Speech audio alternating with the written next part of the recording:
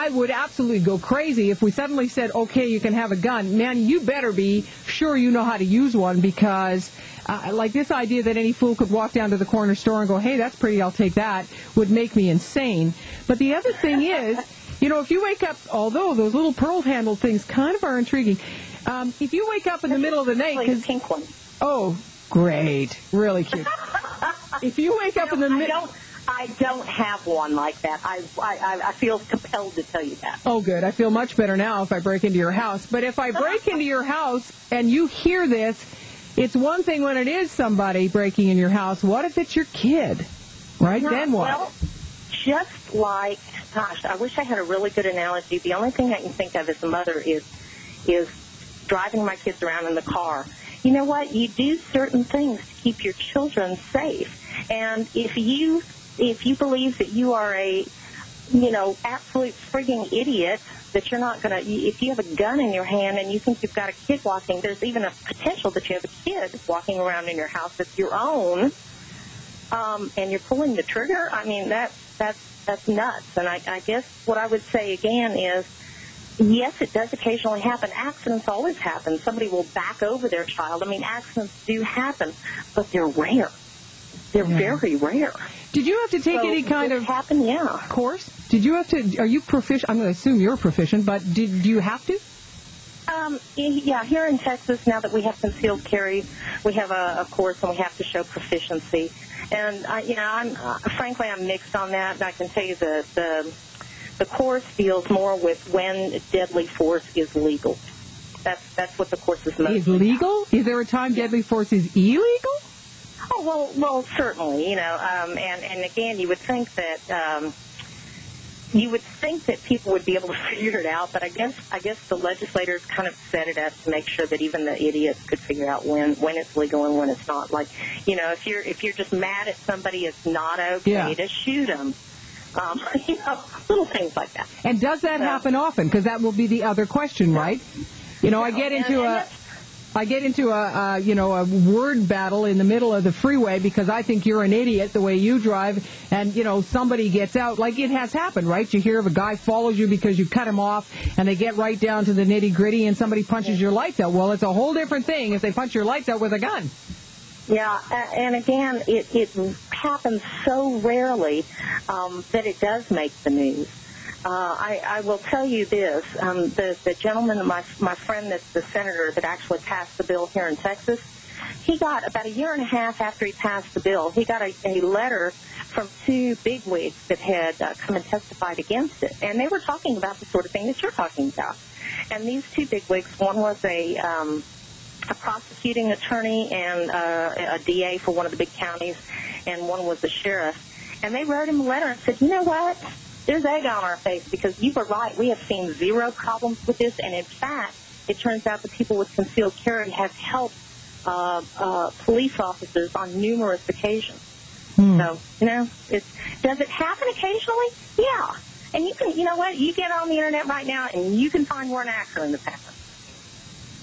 But it's so unusual that it actually makes the news. What is your gun law in your house with your kids? Be more specific. What do you mean? Are you teaching your children at a certain age how to use a gun? Okay. Like, what's the...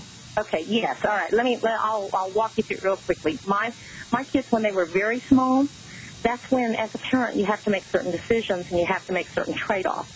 At that point, our guns were locked away. I mean, kids could not have any access to them at all because they weren't old enough to have any reasoning power.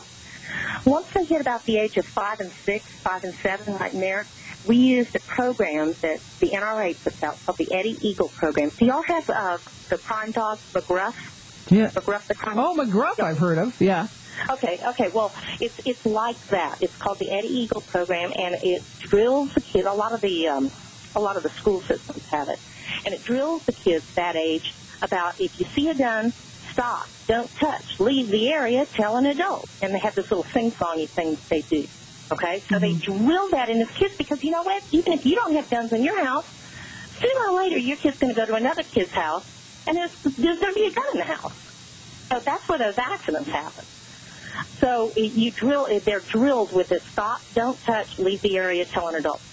When they're old enough, and that depends on the kid, when they're old enough, we took them out with kind of a heavy-duty gun and had them hold it and shoot it.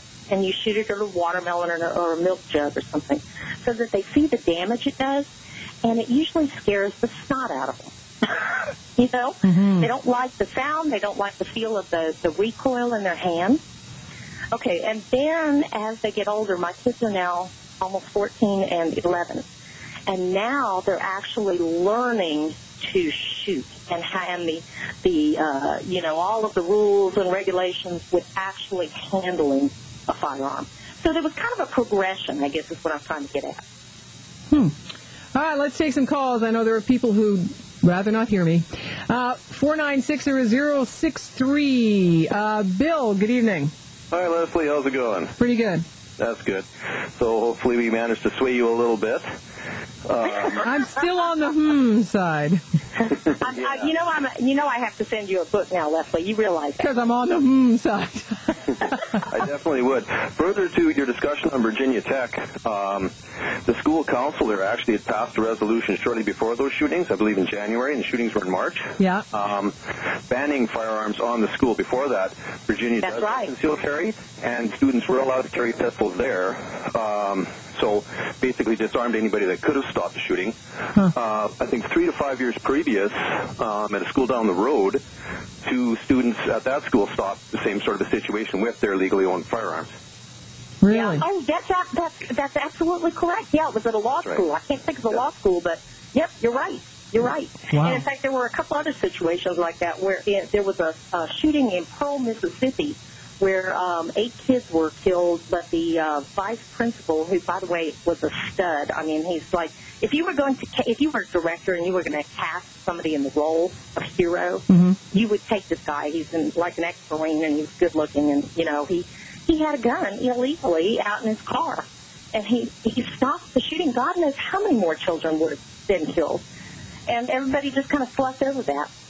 Wow. Back to the lines, Jeff. Hey, Leslie. Hey, Jeff. I actually moved back to Edmonton from Texas, where I owned a gun and had a concealed handgun license, and it was probably one of the tougher things I left behind. Was your gun? Was my gun, yeah. Did you really leave it behind? I did.